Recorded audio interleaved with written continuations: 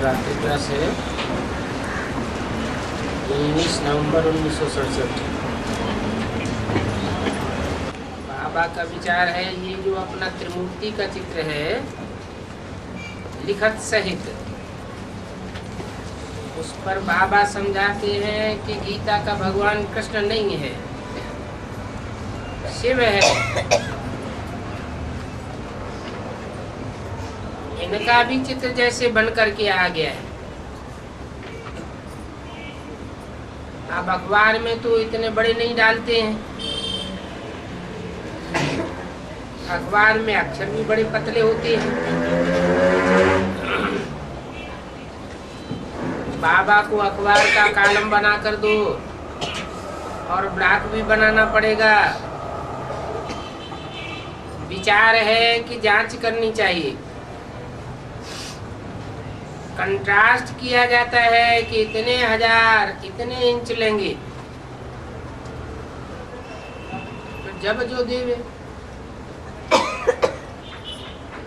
अखबार एक दो मुख्य है, दो तीन बड़े ले ले हुए जो ऐसे ऐसे कब कब अखबार में डालते रहे।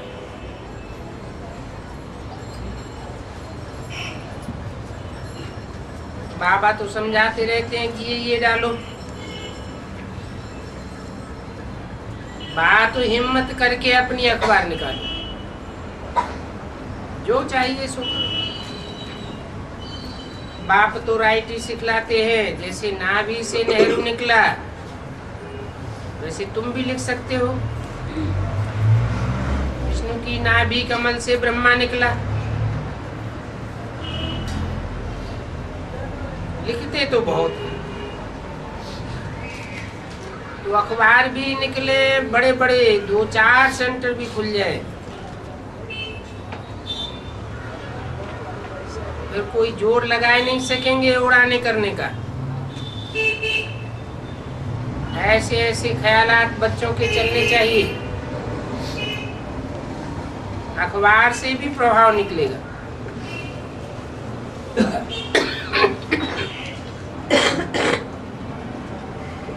बाबा बच्चों को ऐसे देते हैं कि ये करना चाहिए, फिर बच्चों को प्रदर्शनी कमेटी को खड़ा करना चाहिए।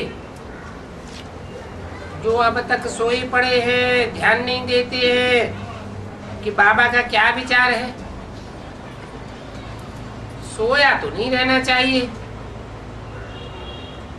कुछ न कुछ ठीक ठाक करना चाहिए। तुम्हारे पास तो सत्य ही सत्य है, सत्य का भी एडवर्टाइजमेंट चाहिए। बच्चे अभी इतने तीखे नहीं हुए हैं, संपूर्ण तो बने नहीं हैं, देखने में आता है। कुछ तीखा पुरुषार्थ होना चाहिए। ऐसे ऐसे कुछ करो तो नाम जास्ती हो जावे बाहर। बाबा सबके लिए कहते हैं। कई बच्चे तो सर्विस का शौक रखते हैं, तो कोई ठंडे पड़ जाते हैं, कोई बात में नाराज हो जाते हैं, कोई ने नहीं सुनी तो बस छोड़ देते हैं। बाबा कुछ कहते हैं तो फिर फीलिंग आ जाती है। अब बाप का तो हक है कि कुछ भी समझा सकते हैं। मेजॉरिटी में भी कहते हैं कि बच्चे ठंडे हैं, एक दो में सहयोग नहीं देते हैं। सत्युग में देखो शेर बकरी भी इकट्ठे जल पीते हैं। वो अवस्था यहाँ अभी हुई नहीं है। गायन भी है कि बाबा चाहे प्यार करो, चाहे ठुकराओ, चाहे कुछ भी करो, परंतु बच्चों की वो अवस्था ही नहीं है। वो नशा बाप दादा का, वफादारी का बहुत कम लब है। आगे जब चलेंगे तब पक्का होंगे। बाबा तो सबके लिए कहते हैं, पाई पैसे की बात में रूठ पड़ते हैं। कोई की परीक्षा ले में तो भी मर पड़ते हैं। रहना तो या इस तरफ है या उस तरफ है। जैसे कि किनारे पर खड़े हैं, थोड़ा भी कह दो तो गिरे खूह में। इसलिए बाबा बड़ी शांति से काम लेते हैं। कम बोलना अच्छा है। सब कुछ सुनते हुए भी कुछ बोलेंगे नहीं, चुप रहते हैं। क्योंकि बच्चों की अवस्था बिल्कुल नाजुक है। थोड़ा भी कुछ कहो तो ये गिरे।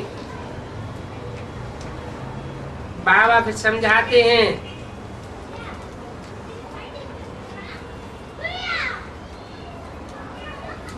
कि ये बात तो फिर अच्छी नहीं लगेगी।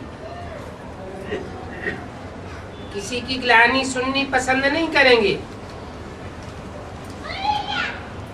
कोई तो बहुत खुशी से सुनते हैं।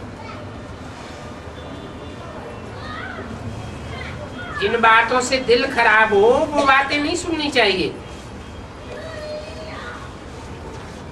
परंतु कितना भी समझाओ सुधरती नहीं है। एक कान से सुनेंगे तो दूसरे कान से निकालेंगे। हर बात में बाप को समझाना पड़ता है। बाप आए हैं पतितों को पावन बनाने। ये तो बच्चे समझते हैं कि 99% सजा खाने वाले,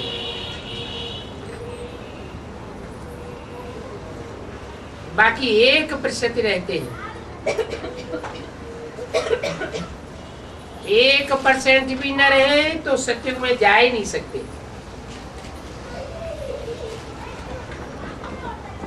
राजधानी तो स्थापन होनी है।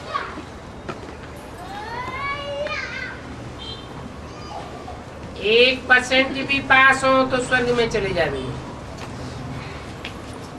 परंतु पद क्या पावेंगे? ज्ञान तो अविनाशी है। बाबा तो कहेंगे कि हम ऑब्जेक्ट ये देखो। ऐसे नहीं है कि इनके आगे आंखें बंद कर दो। टीचर तो यही कहेंगे अच्छा पास हो जाओ। यहाँ तो निंदा व डिग्रेड होने की बात नहीं है। जानते हैं कि कल पहले जितना लिया है उतना ही लेंगे। ड्रामा की बात है नहीं। डिनाइस्टी स्थापन हो रही है। बहुत बड़ा क्लास है। बहुत फर्क पड़ जाता है। कहाँ राजा, फिर कहाँ कम से कम पद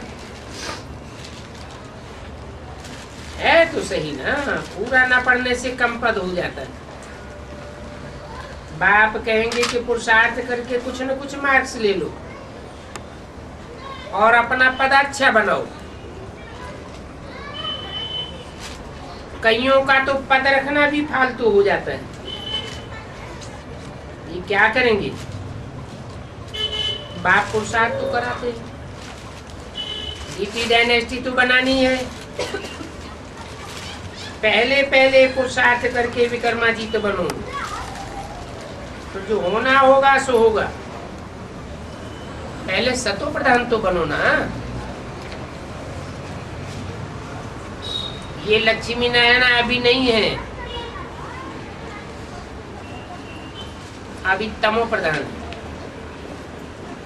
फिर इनको सतो प्रधान बनना है। पुनर्जन्म भी यही लेते हैं। आत्मा तो कहाँ जावे ही नहीं। जितना पुरुषार्थ करेंगे आत्मा वही 84 जन्म लेती है। आत्मा का विनाश तो कभी होता नहीं है। थोड़ा भी ज्ञान सुनती है तो ज्ञान सुन करके चली जाती है। इनका जैसे कि हिसाब ही नहीं है। ऐसे नहीं कि बाबा को देखेंगे, नहीं, ऐसे बहुत आते हैं और चले जाते होंगे। बाबा कहते हैं कि अविनाशी ज्ञान का विनाश कब नहीं होता है। ये डायनेस्टी तो बहुत बड़ी है, और बाबा तो सबसे मिल भी नहीं सकते, सबको देख भी नहीं सकते हैं, और न सब इतना पुरुषार्थ ही कर सकते हैं।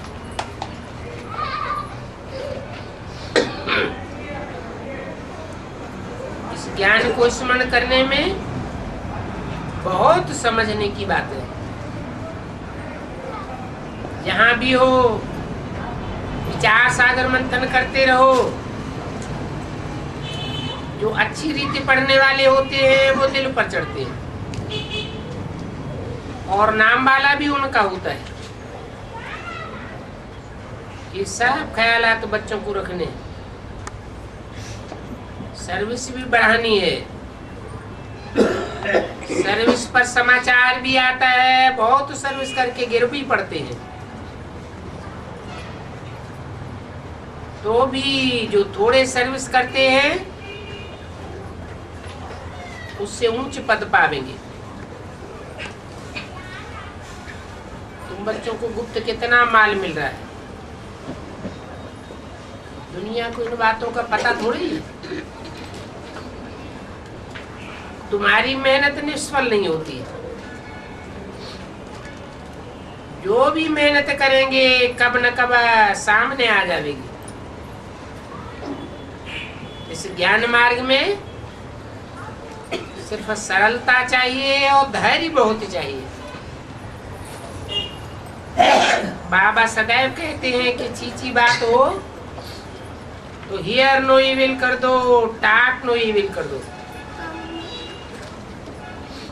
बहुत मीठा और सहनशील बनना चाहिए। कोई चीज न मिले तो गुस्से में अंडा जल जाएगा, ऐसे भी नहीं होना चाहिए। ये सब अनेक प्रकार की अवस्था है।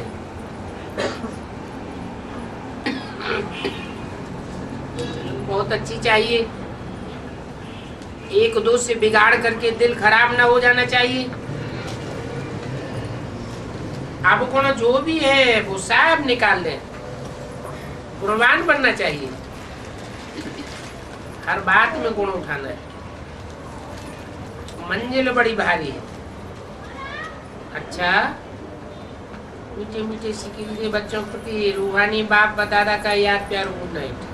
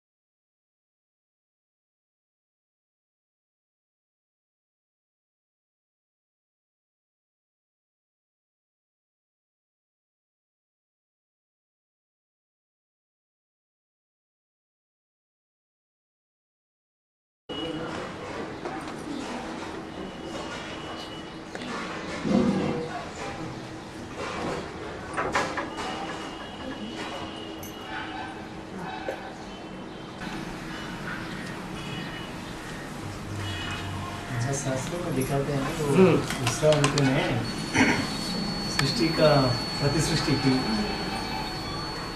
बना मतलब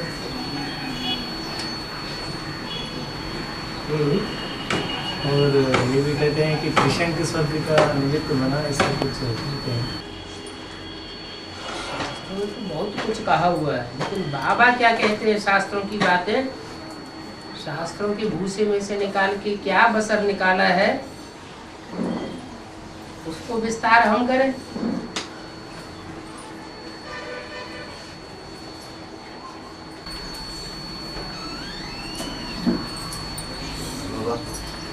विजयमाल का मन के है ना वैष्णवी देवी, एडवांस में आता है बाद में, तब वो पक्के सूर्यवंशी बनते हैं ना वो। जैसे कन्या और कन्या के परिवार वाले वर पक्ष के प्रति अपने को अर्पण कर देते हैं, अर्पण में हो जाते हैं, कन्या को अर्पण कर देते हैं, खुद अर्पण नहीं हो पाते हैं, तो कन्या कौन से वंश की कही जाती है? वर पक्ष के वंश की कही जाती है। ऐसी यहाँ भी कौरव पांडव लड़ाई है ना बाबा, हाँ कौरव पांडव का लड़ाई में वो पांडव सभी को नुकसान हो गया। हाँ द्रौपदी तो पत्नी से द्रौपदी है ना बाबा, हाँ उसको भी नुकसान हो गया। उसको यादगार द्रौपदी को हार गए, द्रौपदी को भी हरा दिया। हाँ उसका यादगार एडवांस में है। देखो सन 76 में विनाश की घोषणा कराई, तो धन पद मान मर्तबा जिनके पास था उन्होंने सब कुछ अपनी बाजी लगाई थी, बेसिक वालों ने तो सब कुछ हराए बैठे ना, तो बेसिक नॉलेज थी। अभी तो ऊंची पढ़ाई है, और भगवान आकर के खुद ये पढ़ाई पढ़ाते हैं कि अपना तन धन धाम सुहृद परिवार बीवी बाल बच्चे सब ईश्वरीय सेवा में अर्पण कर दो। तो जो अर्पण करते हैं वो भी एक प्रकार का जुआ खेलना हो गया। जैसे पांडवों के लिए गायन है कि उन्होंने जुआ खेला, यहाँ भी जुआ खेलते हैं। कोई तो पांडवों की तरह सच्चाई से खेलते हैं, अपने हाथ में कुछ भी नहीं रखते, अपने बच्चों को भी ईश्वरीय सेवा में लगा देते, अपनी बीवी को भी ईश्वरीय सेवा में लगा देते, तन धन धाम सुहृद परिवार सारा अर्पण कर देते, अपने कंट्रोल में किसी को भी नहीं रखते। और कोई होते हैं ऐसे कौरव संप्रदाय कि अपना तो अपनी मुट्ठी में रखते ही हैं, लेकिन पांडवों का भी सब कुछ अपनी मुट्ठी में ले लेते, तो खेल बन जाता है राम रावण का। वो फिर महाभारत युद्ध चलता है। भगवान भी चैलेंज करते हैं, कौरवों के पास धन पद मान मर्तबा सारी संपत्ति थी, सब कुछ था, और पांडवों के पास अपने बीवी बाल बच्चे भी अपने कंट्रोल में नहीं थे। फिर रिजल्ट क्या हुआ? भगवान से दुर्योधन ने जाकर के कहा हमें आपका सब कुछ चाहिए, आपकी सेना चाहिए, आपकी सारी धन संपत्ति चाहिए, माल मता सब चाहिए। और अर्जुन ने क्या कहा? हमें कुछ नहीं चाहिए, ये सब अपनी सेना और राजपाट वगैरह सब बल उनको दे दो, हमें सिर्फ आप चाहिए। तो जिसकी तरफ भगवान होता है वो सदैव जीत में रहता है। इसलिए भगवान की बलिहारी गाई हुई है। तो द्रौपदी दांव पे लगा दी। उन्होंने समझा द्रौपदी हमने हाथ में कर ली तो अब समझो विश्व की बादशाही हमारे हाथ में आ गई, राजधानी हमारे कंट्रोल में आ गई। हिस्ट्री में भी सब धर्म वालों ने दिल्ली राजधानी के ऊपर हमला किया है। उनके अंदर ये संस्कार रहे हैं संगम युग के, क्या कि राजधानी अगर हम अपने हाथ में कर लेंगे तो जैसे विश्व की बादशाही हमारे हाथ में आ जाएगी। परंतु ये नहीं जानते कि भगवान की पावर किसके हाथ में। जिसकी तरफ भगवान है सारे विश्व की बादशाही भी उसी तरफ आखिरी में चली जाएगी। थोड़े समय के लिए देखने में आता है कि नैया डोल रही है लेकिन डूबेगी नहीं।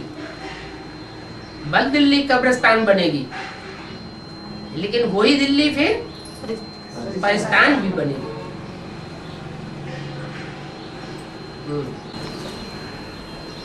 जगत माता जगदम्बा है ना बाबा, वर्ल्ड मदर कमला देवी दीक्षित है। ठीक है, बच्चे चाहते हैं माता पिता दोनों का चाहते हैं ना, दोनों का चाहते हैं बच्चे बच्चे दोनों को चाहते हैं। चाहने का मतलब माता पिता, चाहने का मतलब क्या है? देखने के लिए, देखना दर्शन करना ये तो भक्ति मार्ग में होता है। भक्ति मार्ग में दर्शन करना होता है। और यहाँ क्या करना होता है? याद करना होता है। तो यहाँ दोनों को याद करना है या एक को याद करना है? यहाँ याद एक को करना है। यही चूक हो जाती है। मुरली में कहीं कहा नहीं है कि ब्रह्मा को याद करना है या जगदम्बा को याद करना है। परंतु जो सन्यासी किस्म की आत्माएं हैं वो गौमुख में हाथ डाल करके राम राम राम राम राम जपती है। तो दूसरों को भी ऐसा ही सिखाती है। वो फिर व्यभिचारी याद हो जाती है। हमारी है अब व्यभिचारी याद, एक बाप दूसरा रूप। बाबा अभी आप बड़े में बोले ना, संस्कृत क्यों नहीं चलता है देश को पूरा? है संस्कृत भाषा है ना, हाँ हिंदू देवालय में चलता है, कॉलेज में सब्जेक्ट भी एक होता है, लेकिन क्यों नहीं चलता है? इसलिए नहीं चलता कि वो दुनिया की मरी हुई भाषा है। कोई भी गांव में, कोई भी शहर में, कोई भी जनपद में बोली नहीं जाती। वो एक आर्टिफिशियल भाषा मनुष्यों ने, विद्वान पंडित आचार्यों ने बनाई हुई है। इसलिए भगवान आकर के आर्टिफिशियल भाषा में नहीं बोलते, जो स्वाभाविक भाषा है उसमें बोलते हैं। और जो भारत में ही चलती है। भारत में सबसे जास्ती इस समय कौन सी भाषा चल रही है? हिंदी भाषा चल रही है। और जो भाषाएं हैं वो प्रादेशिक भाषाएं एक एक प्रदेश में चलती है, सारे भारत में नहीं चलती है।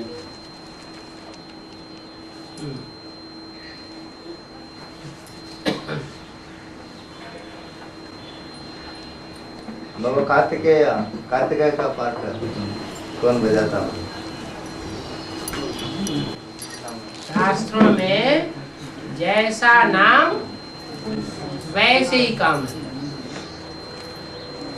हमारे ज्ञान का मूल मंत्र क्या है?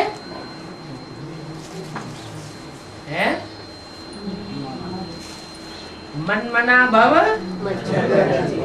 और पवित्र भव। अगर हम एक बाप को याद करेंगे तो हमारे अंदर पवित्रता का भाव स्वतः ही आता जाएगा। जो कार्तिक है वो एक मुख वाला है या 6 मुख वाला है? कहते तुम एक मुख से बात करते हो या दुमोहे हो? अनेक मुखों से बात करते हो।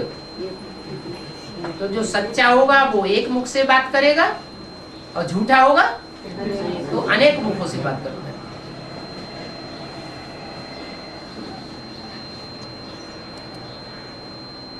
जो अनेक मुखों से बात करेगा उसमें प्रैक्टिकल धारणा होगी, या जो एक मुख से एक ही बात करेगा उसमें प्रैक्टिकल धारणा होगी। एक मुख की जो बात करेगा, एक ही श्रीमत पर जो चलेगा उसमें जरूर धारणा जास्ती होगी। इसलिए सन्मुख का नाम पड़ गया कार्तिक। तिक तिक बहुत करता है लेकिन पवित्रता की धारणा नहीं कर पाता। पवित्रता की धारणा नहीं करता है, इसलिए उसको आधार लेना पड़ता है। इसका आधार लेना पड़ता है। अपना पुरुषार्थ करने के लिए जब तक वो आधार न ले, कौन से पक्षी का? मोर का, जो पवित्र पक्षी माना जाता है, जो कृष्ण के मस्तक पर उसकी पूंछ लगाई जाती है, माना उससे श्रेष्ठ राष्ट्रीय जो भारत का पक्षी है उसकी देह अभिमान की पूंछ भी इतनी श्रेष्ठ है जो कृष्ण के मस्तक पर लगाई जाती है। उस पक्षी का जब तक कार्तिकेय आधार न ले तब तक वो पुरुषार्थी जीवन में सफल नहीं होता।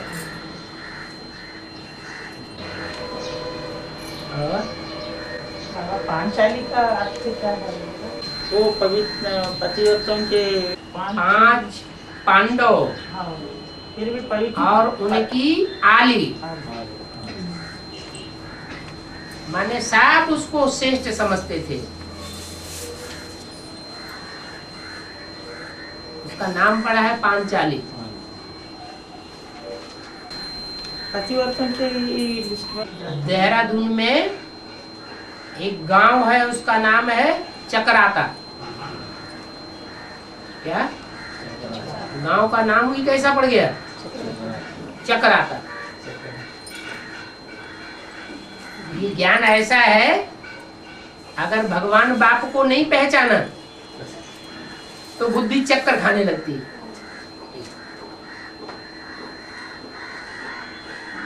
बुद्धि जब चक्कर खाती है ना तो बुद्धि में ये बातें आती हैं कि द्रौपदी को भी 5 पति थे तो हम 5 पति क्यों नहीं बना सकते? बस यहीं पर रावण मात खिलाई देता है। दशरथ को 3 पत्नी थे। हैं? दशरथ को 3 पत्नी। हाँ, अब ये तो समझते नहीं, दशरथ ऐसा कोई था ही नहीं जिसको दशरथ हो। ये सबको अपना अपना एक ही रथ होता है, एक ही शरीर होता है। दशरथ का मतलब है यज्ञ के आदि से लेकर के और राम की आत्मा जब तक दोबारा यज्ञ में जन्म लेती है आकर, तब तक 10 महारथी यज्ञ में आ जाते हैं, जो 10 धर्मों के आधारभूत होते हैं, जो झाड़ के चित्र में नीचे दिखाए हुए। उन 10 रथों के पालना में राम की आत्मा पलती है, इसलिए दशरथ को राम का बाप दिखाया गया है।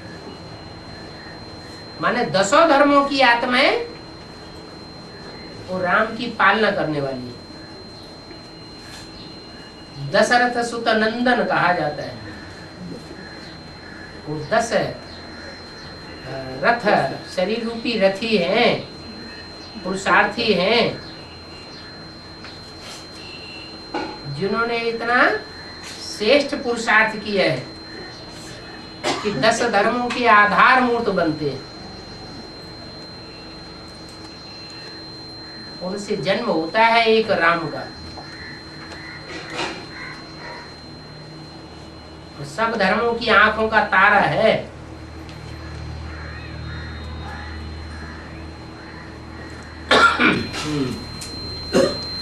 रघुवंश कहते हैं बाबा, रघुवंश कहते हैं। तो रघु माना क्या? रघुवंश माना रघुवंशी कहो, सूर्यवंशी कहो, बात तो एक ही। वो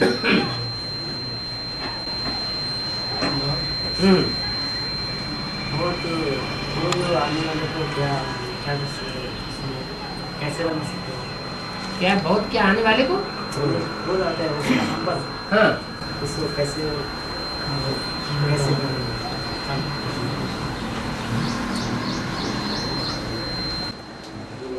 क्रोध से भी पहले कौन सा विकार होता है? वो सबका मुखिया है। काम का अंश जिसमें होगा उसमें क्रोध जरूर होगा। ऐसे नहीं कहेंगे क्रोध जिसमें होता है उसमें काम जरूर होगा।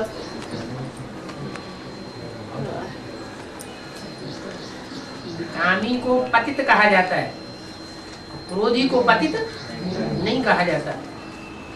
तो काम विकार को पूरा अगर जीत लिया तो क्रोध अपने आप खलास हो जाता, सब विकार खलास हो जाएंगे।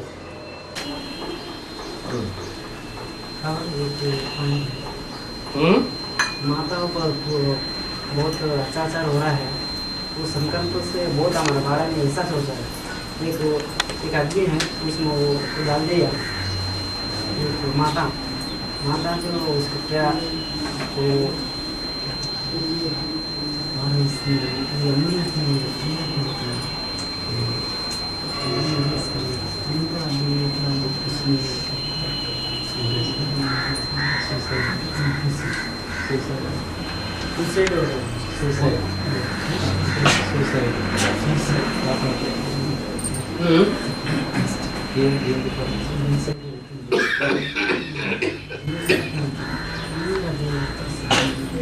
एक आत्महत्या कर लिया तो सर उसके गले में साहब ऐसे ही कर रहे हैं, वो सुसाइड कर रहे हैं।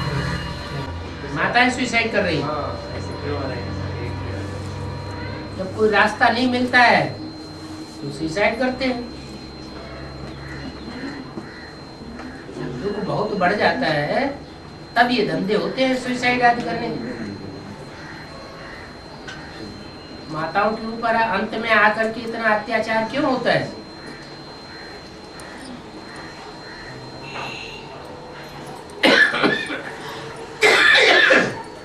ऐसे नहीं कि भगवान जब आते हैं तो माताएं भगवान को पहचान नहीं पाती।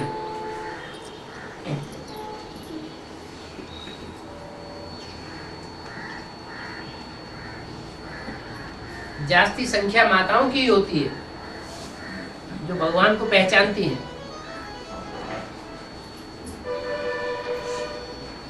परंतु जो भगवान को पहचानती हैं उन्हीं के ऊपर फिर पुरुष वर्ग अत्याचार करता है। क्यों?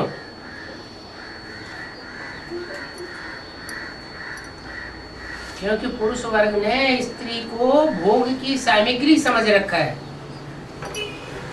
ये बुद्धि में नहीं है कि पुरुष एक जन्म में पुरुष और एक जन्म में स्त्री बनता है।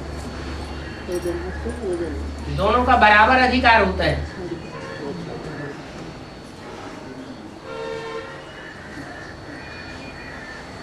बाप ने आकर के अभी बताया कि आत्मा एक जन्म स्त्री एक जन्म पुरुष भी बनती है।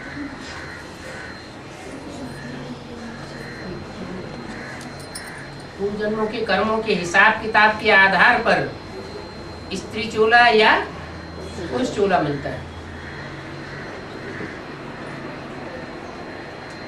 पुरुषों में अहंकार जास्ती रहता है।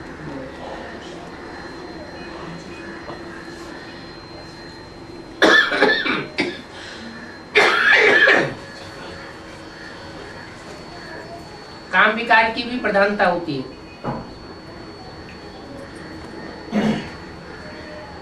इसलिए बाबा ने बोला कि स्त्रियां सब द्रौपदियां हैं, सब सीताएं हैं, सब पार्वतियां हो। पुरुषों का पुरुष सब दुर्योधन दुशासन। वो आप दिखाए बगैर रह नहीं सकते।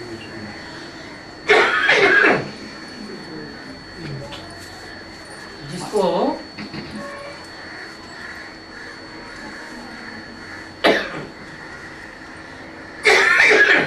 पद मिल जाता है,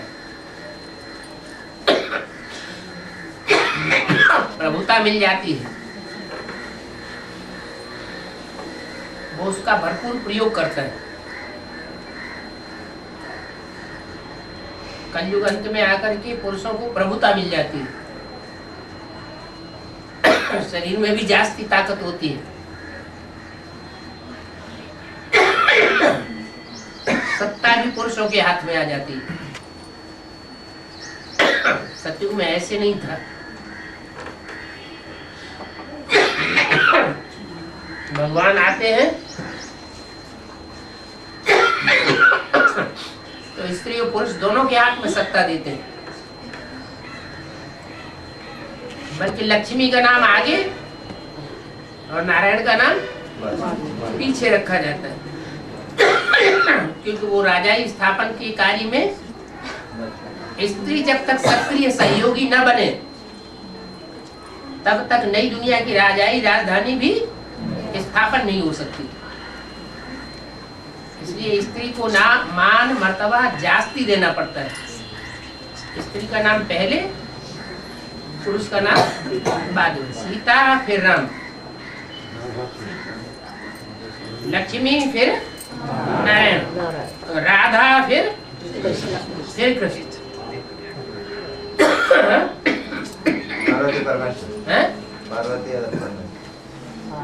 पार्वती परमेश्वर।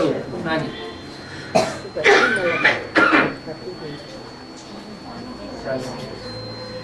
अभी उल्टा हो गया है। अभी तक जो हिस्ट्री में देखा गया, कन्याओं को, माताओं को, स्त्रियों को परिवार की संपत्ति में से हिस्सा भी नहीं मिलता था। क्या? जो भी परिवार की संपत्ति होती थी वो सारा हिस्सा बच्चों के हाथ में जाता था, न बच्चियों को मिलता था और न परिवार की माता को मिलता था। अभी भगवान जब से इस सृष्टि पर आए हैं, प्रत्यक्ष होते हैं, तब से ये सरकार ने भी नियम बनाया क्या कि जो भी परिवार की संपत्ति है, जो भी वर्षा है, उसमें सब बच्चों का भी उतना ही हक है जितना कन्या अथवा माता का हक होना चाहिए। एप्लीकेशन में भी माता का नाम आ जाएगा। एप्लीकेशन में भी माता का नाम आ जाएगा।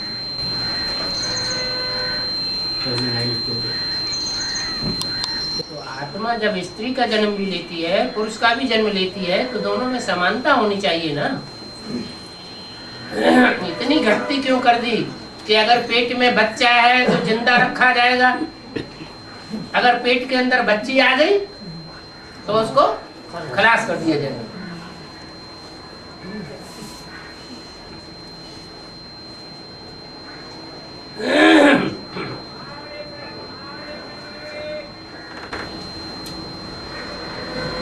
बाबा जब लक्ष्मी नारायण को समान समझता है तो फिर नारायण के पैर दबाए देता। ये तो भक्ति मार्ग में है या ज्ञान मार्ग में? भक्ति मार्ग में ही है। भक्ति मार्ग में है, लेकिन भक्ति मार्ग में यादगार कहाँ की है? संगम युग की यादगार है। भक्ति मार्ग में तो बिना समझे बूझे सब कुछ दिखाया हुआ है। तो उसका अर्थ बाप आकर के बताते हैं कि नारायण बनने वाली आत्मा जो है उसको संसार में लोग बुद्धि से इतना तंग करते हैं, बुद्धि रूपी पांव इतना थक जाता है। शंकर जी भागते भागते थक गए भस्मासुर के डर से, तो कौन सा योगी बना? मोहिनी रूप धारण किया वैष्णवी ने, तो उनके पांव दबाए गए कि नहीं? बुद्ध रूपी पांव को थोड़ी राहत मिली कि नहीं मिली? तो भक्ति मार्ग में स्थूल रूप दिखाई दिया है पांव दबाने का। स्थूल पांव दबाने की बात नहीं है, दिल को आथत देने की बात है।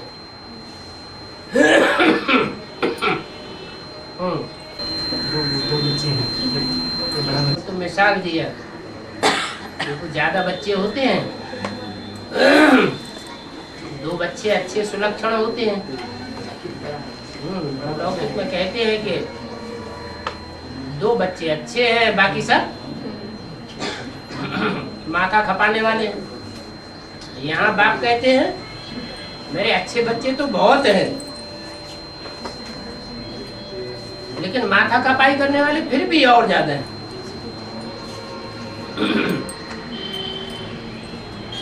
दुनिया के अच्छे से अच्छे देखना हो तो यहाँ देखो, और बुरे से बुरे देखना हो तो भी यहाँ देखो।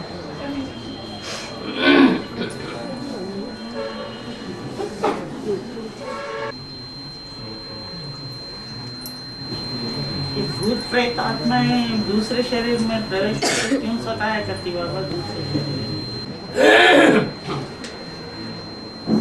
भगवान जब आते हैं तो भगवान के बताए हुए पुरुषार्थ को जो देह अभिमान होने के कारण नहीं कर पाते हैं, आत्मिक स्थिति में नहीं रह पाते हैं, उनका देहभान रह जाता है, तो वो भूत प्रेत बनते हैं। उन भूत प्रेतों में भी 2 प्रकार के होते हैं, कोई अच्छी किस्म के होते हैं और कोई बहुत तंग करने वाले होते हैं।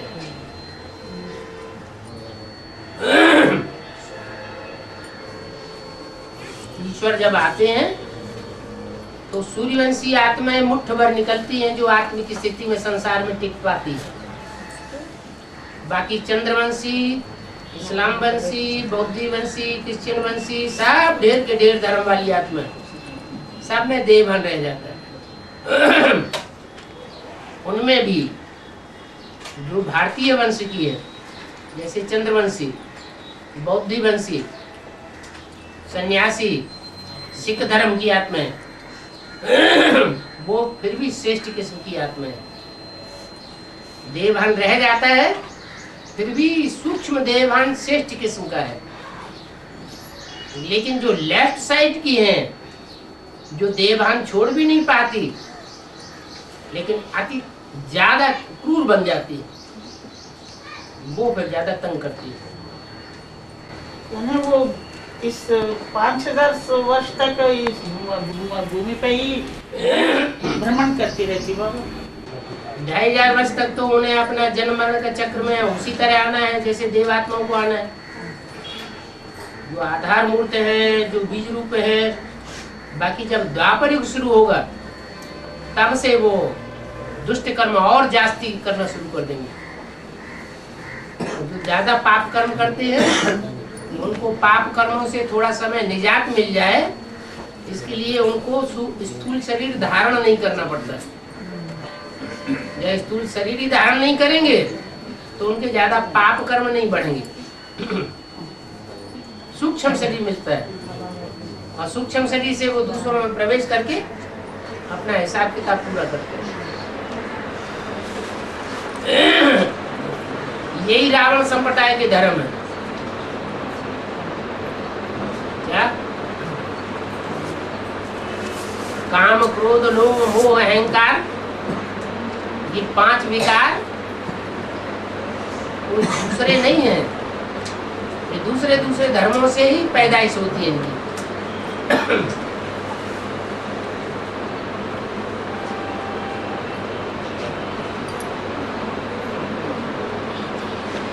बाकी सूर्यवंशी आत्माएं तो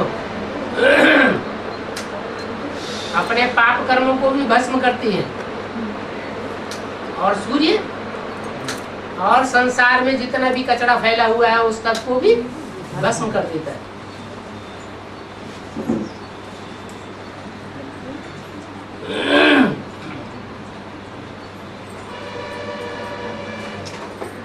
अभी जो नई दुनिया आने वाली है उसमें सूर्यवंशी ही बचेंगे।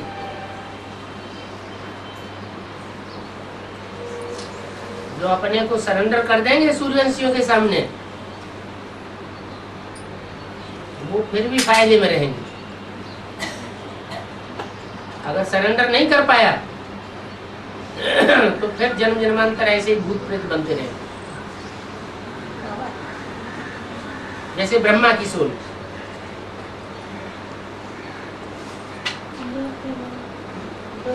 शरीर छोड़ दिया, अभी भी सूक्ष्म शरीर से पाठ बजा रही है। पढ़ाई तो पढ़ रही है, लेकिन अभी पढ़ाई के पूरा पॉइंट लास्ट बुद्धि में नहीं बैठ रहा है। अगर लास्ट में बुद्धि में बैठ गया तो बुद्धि से भी पूरी अर्पण हो जाएगी। अभी बुद्धि रूपी पेट में प्रवेश करके पाठ बजा रही, फिर पूरी सरेंडर हो जाएगी तो पेट से, स्थूल पेट से जन्म भी ले लेगी।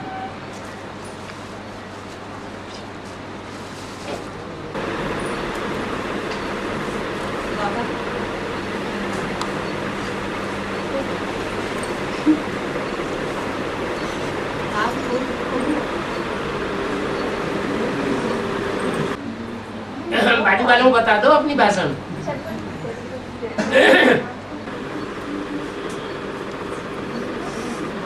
अपनी भाषा में बाजू वालों को बता दो।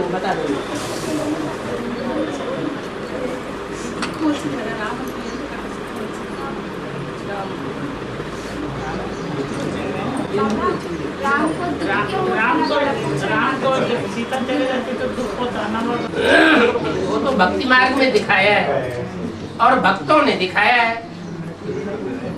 दिखाने वाले जो हैं वो भक्त हैं, जिन्होंने शास्त्र लिखे हैं वो भक्ति मार्ग वाले हैं या ज्ञान मार्ग वाले? भक्ति मार्ग वाले। राम वाली आत्मा और ही दिनों दिन उमंग उत्साह उसका बढ़ता है या घटता है? वो तो दिनों दिन उमंग उत्साह और बढ़ता जाता है। जिसकी स्टेज अगर ऐसी बन जाए, एक शिव बाबा दूसरा न कोई, तो बड़ा रुस्तम होकर के पुरुषार्थ करने वाला हुआ ना, तो उससे माया भी कैसे लड़ेगी? बड़ी रुस्तम होकर के लड़ती, तो सब कुछ करेगी ना। जो ज्यादा से ज्यादा इसने ही प्यारा देह का संबंधी होगा उसके ऊपर ही वार कर देगी। लेकिन लगाव हो देह का तो अंतर पड़े। जब देह का लगाव ही नहीं है तो अंतर क्यों पड़ेगा?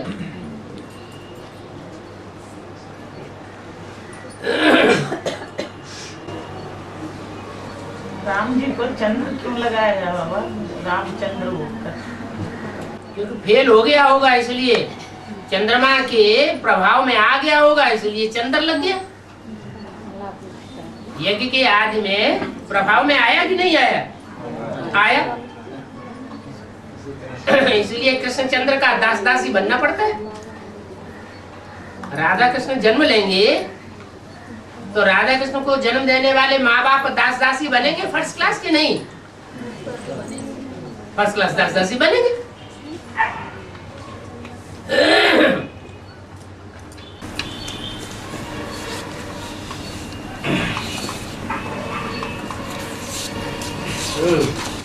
तो कृष्ण ने बताया भीम और बकासुर के युद्ध में वो 5 लोग एक ही नक्षत्र में पैदा हुए। और पैदा में कौन किसको लड़ाई में हार दिया तो उनका हाथ में ये 4 लोग उनके हाथ में हार गए। पूरी बात बताओ, क्या बात है?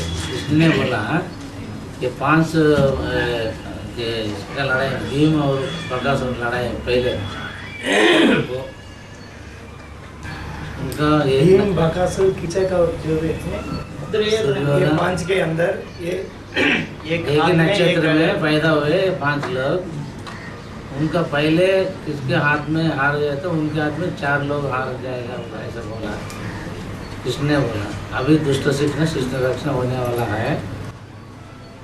पहला लड़ाई भीम को और बकासुर को लगा, पहला लड़ाई। बाद में कीच का और भीम से। कीचक भी कोई एक नहीं था, कीचक भी 100 थे।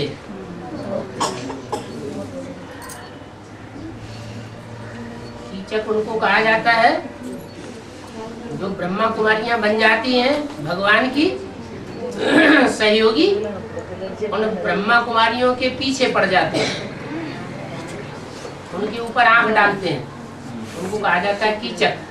गंदे डर्टी ब्रूट्स मुरली में नाम दिया है।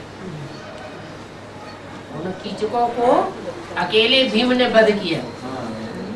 और फिर इतना ही नहीं, और जो बड़े बड़े राक्षस हुए उन राक्षसों को भी भीम ने वध किया। 100 कौरवों को भी भीम ने वध किया।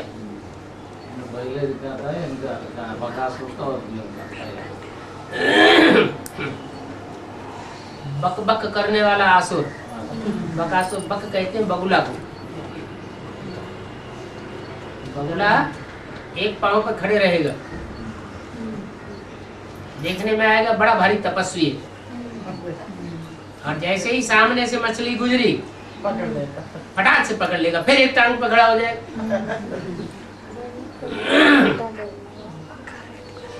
मनुष्यों की बातें हैं, दिखाते हैं अपने को हम बड़े तपस्वी हैं, लेकिन अंदर से तपस्वी नहीं है, भक्षक हैं।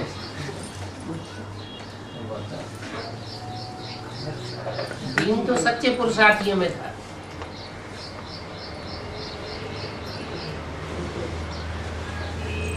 पांडवों का आतताई बना उसे देखा नहीं जाता था।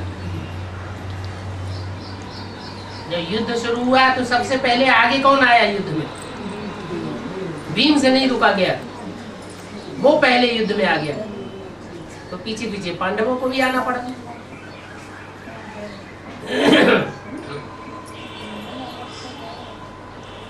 पुरुषार्थ करने वाले पुरुषार्थियों में भी कोई ऐसे ऐसे होते हैं, उनसे झूठ देखा नहीं जाता, झूठ को सहन नहीं कर सकते, उन्हें इतना क्रोध आ जाता है कि वो टकरा जाते हैं। या तो सच्चाई रहेगी या तो खेल खलास हो जाएगा।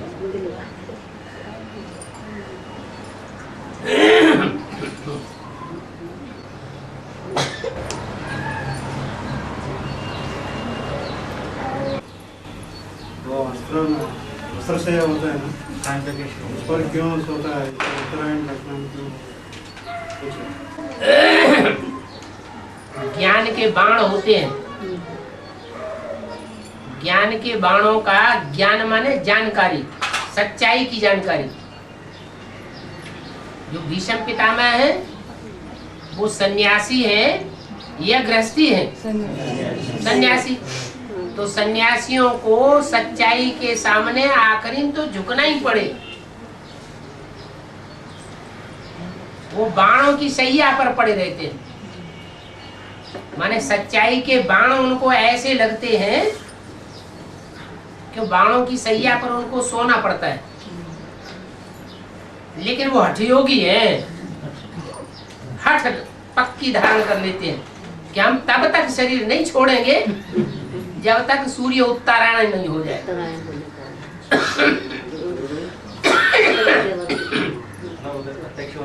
हाँ हाँ जी, सूर्य जब उत्तर दिशा में प्रत्यक्ष होगा तब तक उस बाणों की सैया सहन करते रहेंगे।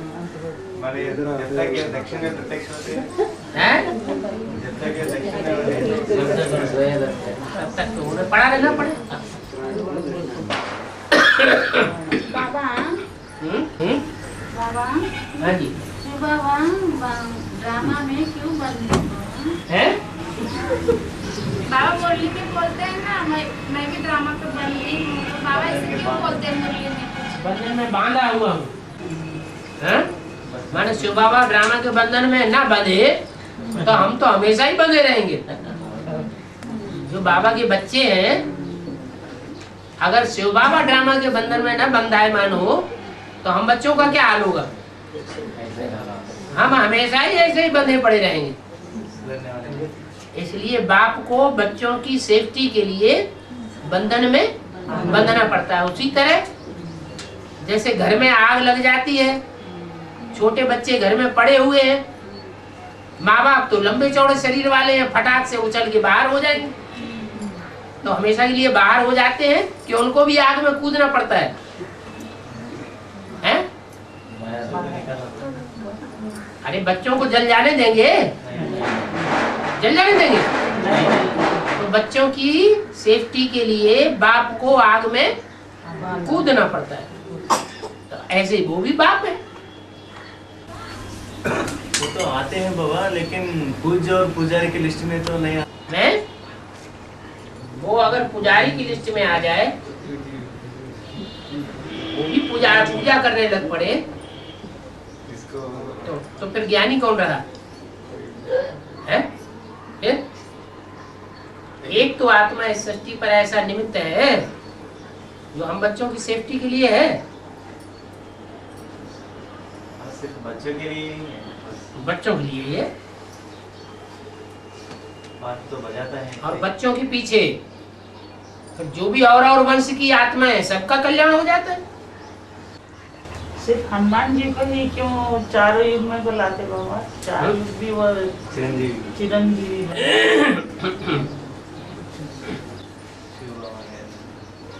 चारों युग प्रताप तुम्हारा है, प्रसिद्ध जगत उजियारा।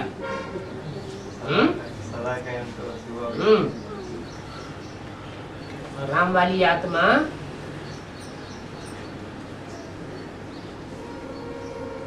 उसी को विकारों की पूंछ दिखा दिए। बड़े से बड़ा विकारी भी वो बनता है। हनुमान का रूप दिखाया है, तो बड़े से बड़ा निर्विकारी भी बनता है। मोर की पूंछ दिखाई, इसलिए वो बड़े से बड़ा ब्राह्मण भी है। पहला ब्राह्मण तो पहला देवता आदिदेव, जो पहला देवता सो पहला क्षत्रिय। यज्ञ में सबसे पहले फेल कौन हुआ? राम बलिया। तो फेलियर में भी सबसे पहला नंबर, क्षत्रियों में भी पहला नंबर, देवताओं में भी पहला नंबर, और ब्राह्मणों में भी पहला नंबर, और कलयुग में शूद्र बनने में भी पहला नंबर। इसलिए बोला चारों युग प्रताप तुम्हारा। चिरंजीवी बताया। हाँ जी, हर युग में हीरो पाटधारी पाट बजाता है।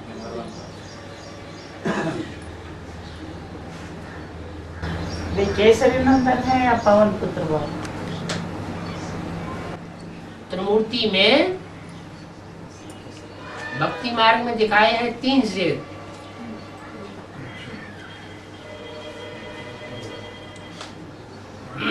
देवी को 2 प्रकार के शेर दिखाए जाते हैं।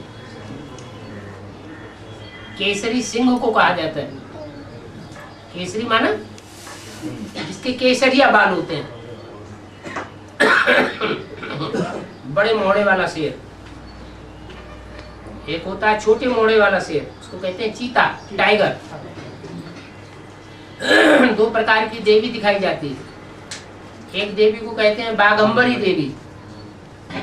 क्या? बाघ के ऊपर सवार। और एक देवी को कहते हैं सिंह वाहिनी,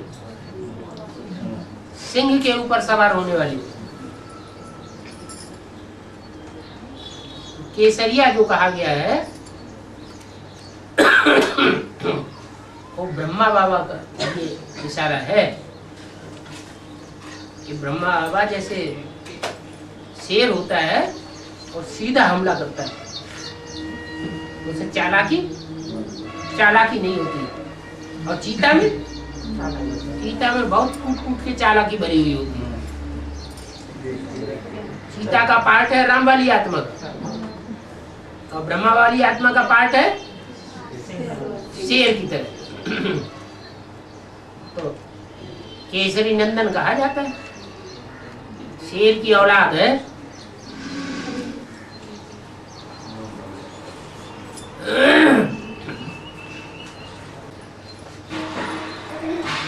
बाबा ये गुहे रहस्य बहुत होता है ना ज्यादा, उसमें चिदम्बर रहस्य का अर्थ क्या होता है? चिदम्बरम का अर्थ क्या होता है?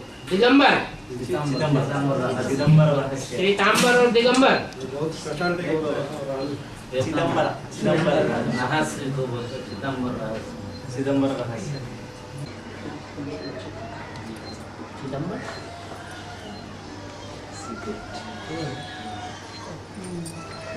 श्वेतांबर रहस्य मंदिर बोलता है। श्वेतांबर और दिगंबर सुना है। जैनियों के दो प्रकार के मंदिर होते हैं, एक दिगंबर मंदिर, दूसरे श्वेतांबर मंदिर।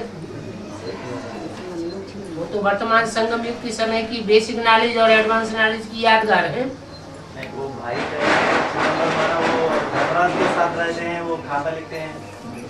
और तो चित्रगुप्त कहा जाता है। चित्रगुप्त चिदम्बर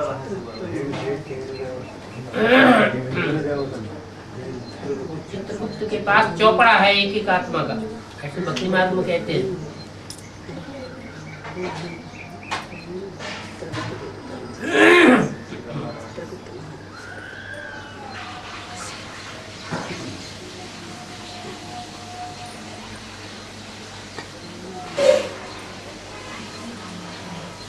बाबा जी कहते हैं एक एक को साक्षात्कार कराता जाऊंगा तब सजा दूंगा, ऐसे नहीं बिना प्रूफ और प्रमाण के सजा देता जाऊंगा। जितनी जास्ती सजाएं खाते जाएंगे उतना पद नीचा होता जाऊंगा।